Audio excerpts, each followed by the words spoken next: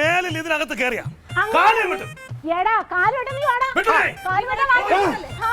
സമാധാനമായല്ല. നിങ്ങളാണ് എല്ലാത്തിനും കാരണക്കാരായി. നിങ്ങൾ ഒരാള്. ഞാനൊരു കാര്യം പറഞ്ഞേക്കാം, മനസ്സിൽ എന്തെങ്കിലും തുറന്ന് പറയണമായിരുന്നു. ഇതല്ലാതെ ഒരുമാതിരി പെമ്പിളെടുത്തല്ല പറയേണ്ടത്. നിങ്ങൾ ഇത്രയും മനസാക്ഷി ഇല്ലാത്ത ആളാണെന്ന്. മനസാക്ഷി ഇല്ല ക്ലീറ്റോ, മനസാക്ഷി ഇല്ല. അതാണ് നിമ്മാതിരിയുള്ള നിങ്ങളെ ഇവിടെ ഓർത്ത ഇവിടെ ആരാ നിങ്ങള്? എന്നെ വിട്. അവളെ പോലെ ഞാൻ ഒരു കാര്യം പറയാം, ചീരത്തോട്ടം അങ്ങനെ തീരുമാനിച്ച ചീരത്തോട്ടം അങ്ങനെ തന്നെയാണ്.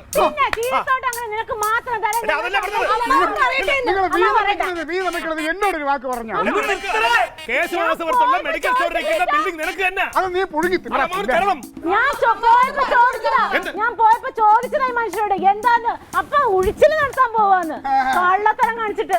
അമ്മാവൻ പറയില്ലല്ലോ, എന്റെ അമ്മ പറയട്ടെ, എന്റെ അമ്മ വരട്ടെ. അമ്മാവനും മരുമോനും കൂടെ എല്ലാം തീരുമാനിച്ചു വെച്ചിട്ട് നമ്മൾ നാടകം കളിക്കുന്നു. ഒന്ന് നിർത്തറ.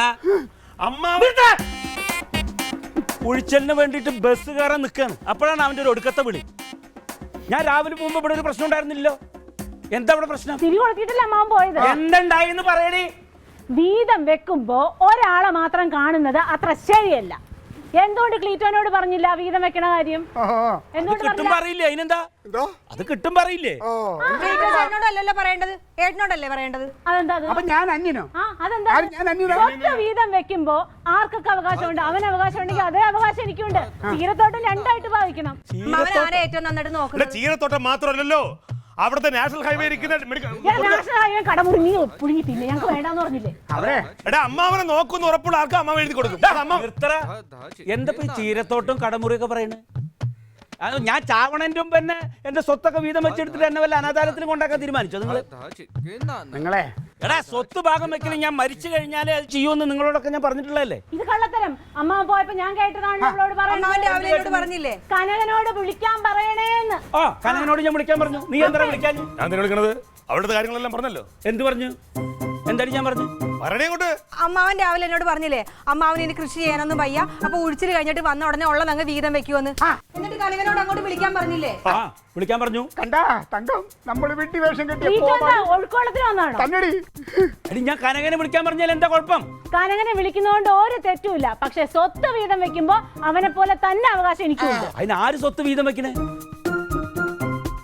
ഇവിടെ പറഞ്ഞല്ലോ വീതം വെക്കാൻ പോവാന്ന്. അപ്പൊ എന്താ ക്ലീറ്റോനെ വിളിക്കാത്തെന്ന് ഞാൻ ചോദിക്കണേ? അവനെ മാത്രം വിളിച്ചാൽ മതിയോ? നിന്നോട് ഞാൻ സ്വത്ത് വീതം വെക്കാന്ന് പറഞ്ഞു. പിന്നെ വീതം വെക്കാന്ന് പറഞ്ഞ അങ്ങനെയല്ലേ? ഞാൻ ഉഴിച്ചിലിന് പോയ ഒരു മാസം കഴിയും വരാൻ. അതുവരെ കൃഷി ഒന്ന് നോക്കി നടത്താൻ വേണ്ടിയിട്ടാണ് ഇവനോട് എന്നെ വിളിക്കാൻ പറഞ്ഞത്.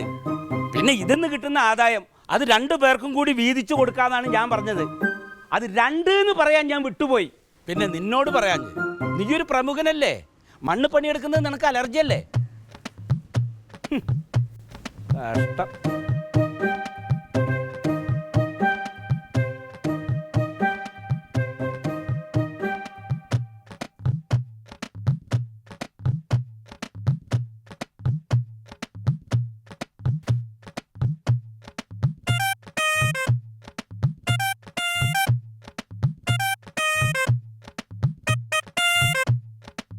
ഒരു കാര്യം കേട്ട് കൃത്യമായിട്ട് എന്താണെന്നത് മനസ്സിലാക്കിയിട്ട് വേണം പറയാനായിട്ട്.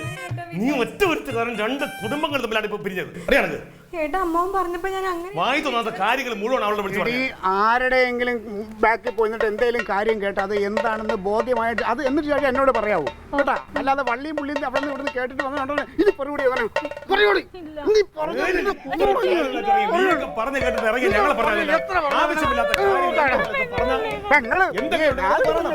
അതല്ല ഞാനൊരു കാര്യം